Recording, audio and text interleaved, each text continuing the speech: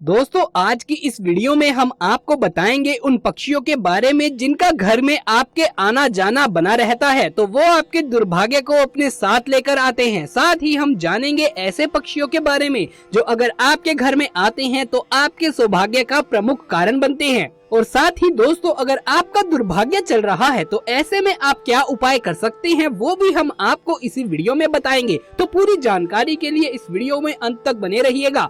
नमस्कार दोस्तों, स्वागत है आप सभी का एक बार फिर से। दोस्तों, सच्ची श्रद्धा से कमेंट्स में जरूर लिख दें हर हर महादेव, जय महाकाल। देवों के देव महादेव सदैव आप पर अपना आशीर्वाद बनाए रखे। वास्तु शास्त्र के अनुसार कुछ पक्षी ऐसे होते हैं जो आपके घर में आने जाने पर आपके परिवार को पूरी तरह से बर्बाद कर सकते हैं।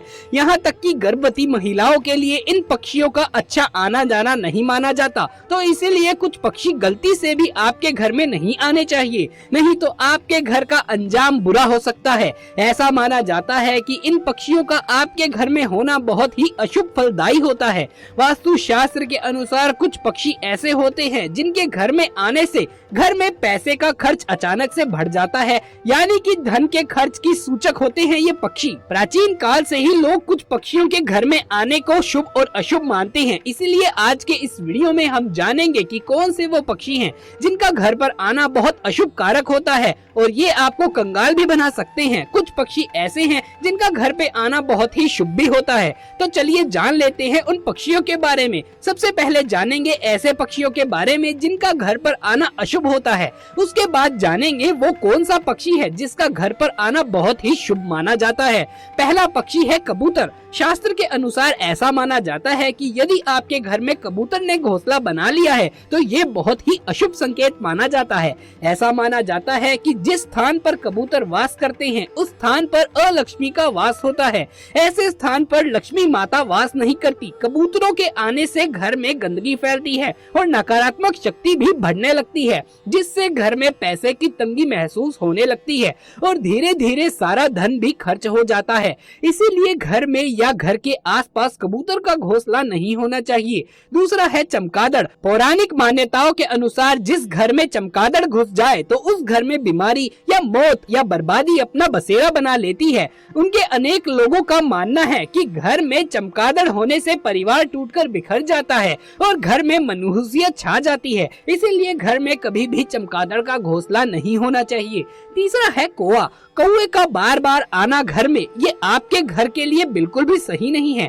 इसे अच्छा नहीं माना जाता। वहीं अगर सपने में कौवा दिखाई देता है तो ये भी एक बहुत ही बुरा संकेत है। जैसे सपने में कौवे की आवाज सुनाई देना या आपके शरीर पर कौवा बैठा दिखाई देना, ये दुर्भाग्य आने की निशानी होती है। चौथी है टिटहरी। ऐसी मान्यता है कि टिटहरी जिस दिन पेड़ पर या किसी घर में अचानक से रहने लगे तो कहीं से बहुत बड़ी अनहोनी होने के संकेत मिलते हैं, क्योंकि टिटहरी हमेशा जमीन पर ही रहती है, जमीन पर ही अपने अंडे देती है। इनका किसी के घर में अचानक बैठना अच्छा संकेत माना नहीं जाता।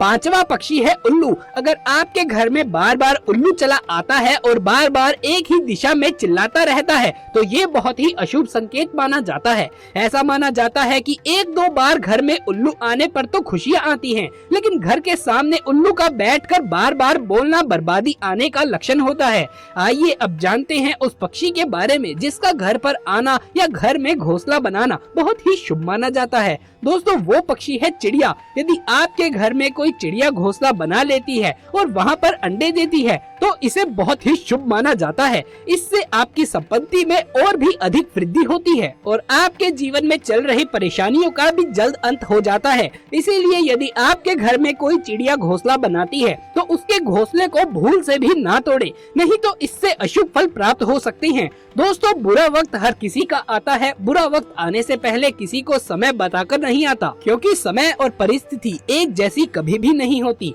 वक्त अपनी गति से चलता है और कभी किसी का अच्छा समय आता है तो कभी किसी का बुरा समय। अच्छे समय में तो लोग खुश होते हैं, लेकिन बुरा वक्त आते ही दुखी हो जाते हैं और दुख को संभाल नहीं पाते। इसीलिए उनके लिए कुछ कार्य ऐसे हैं जिन्हें नियमित करने से आपका बुरा समय जल्दी टल जाता है और जितने भी समय रहता है उस समय आपके जीवन में सकारात्मक ऊर्जा रहती है। शास्त्रों के अनुसार व्यक्ति को सुबह उठकर किसी का चेहरा ना देखते हुए सबसे पहले अपने हाथों को चेहरे पर फेरना चाहिए और अपने हाथों की रेखाओं को देखना चाहिए। देखते हुए ईश्वर से प्रार्थना करें कि उसका पूरा दिन सुख पूर्वक बीते। इसके बाद उसे स्नान आदि से निवृत्त होकर भगवान की आराधना करनी चाहिए और सूर्य देव को जल चढ़ाना चाहिए। यदि घर में तुलसी का पौधा है तो उसकी हर दिन पूजा करनी चाहिए। सुबह शाम तुलसी में दीपक भी लगाना चाहिए। खाना बनाते समय सबसे पहली रोटी गाय माता के लिए बनाएं और उस पर घी लगाकर गाय माता को खिलाएं। इससे माँ अन्नपूर्णा प्रसन्न होती है। रात में सोने से पहले अपने द्वारा पूरे दिन में किए गए कार्यों को याद करना चाहिए और यदि पूरे दिन में किसी व्यक्ति का दिल दुखाया हो या उसे कष्ट पहुंचाया हो तो भगवान से अपने किए की क्षमा याचना करें। हमारे शास्त्रों में सूर्य को प्रत्यक्ष देव का दर्जा दिया गया है। इनकी उपासना से जातक के बुरे से बुरे समय का नाश हो सकता है। अगर आप अपने जीवन में चल रहे परेशानियों से मुक्ति पाना चाहते हैं तो आपको नियमित तौर पर सूर्य को अर्घ देना चाहिए और साथ ही साथ आपको हर रविवार आदित्य हृदय स्तोत्रक का पाठ भी अवश्य करना चाहिए। शुक्रवार के दिन महालक्ष्मी का व्रत रखने और साथ ही श्री कनक धारा स्तोत्र का पाठ करने से प्रतिकूल हालात अपने पक्ष में आने लगते हैं। वो लोग जो बेरोजगारी या आर्थिक मंदी से परेशान हैं, उन्हें ये उपाय अवश्य करना चाहिए। जीवन की समस्याओं से मुक्ति के लिए जातक को पीपल की सेवा प्रारंभ करनी चाहिए। ये उपाय आपके स्वास्थ्य को सही रखता है, गंभीर बीमारियों से आपकी रक्षा करता है। गुरुवार के दिन भगवान विष्णु की पूजा अर्चना अवश्य करें। हर गुरुवार विष्णु सहस्रनाम का पाठ पढ़ने से आपके जीवन में चल रही धन की परेशानियां, दरिद्रता समाप्त होती है।